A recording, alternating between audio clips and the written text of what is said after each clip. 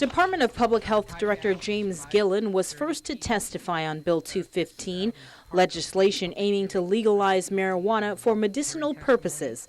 Gillen testified that although he supports any reasonable consideration for alternatives to alleviate pain and suffering for those whom conventional means have failed, he could not support the legislation as proposed.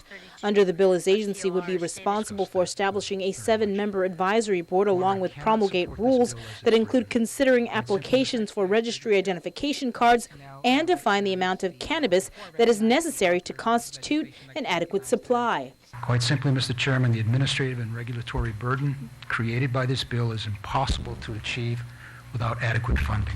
There were several people, however, that showed up last night testifying in support of the legislation and wanted to clear up misconceptions. The thing about marijuana is it doesn't need to be smoked, and there's other ways to take it. In fact, I think it's very important that people in this room understand when it comes to medical marijuana, raw marijuana doesn't even get you high.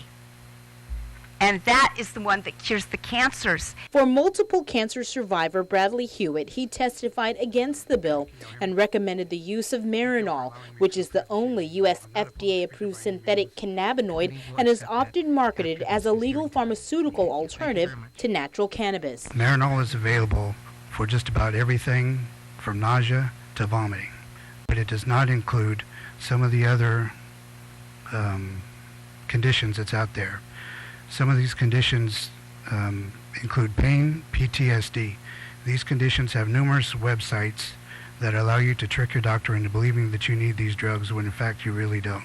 People just want to get high. The Committee on Health is still accepting written testimony on the measure, and for those who wish, they will keep their testimony confidential.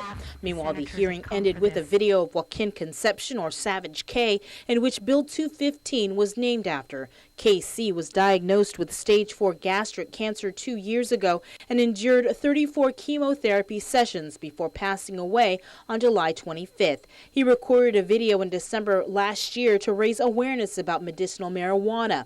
In the video, he talked about his weekly regimen of using medicinal marijuana and other herbal remedies to deal with the pain and side effects of the chemotherapy treatments he was receiving. Don't be afraid to learn about something you don't know. Marijuana is not evil. It is actually really good for you. So please do your research.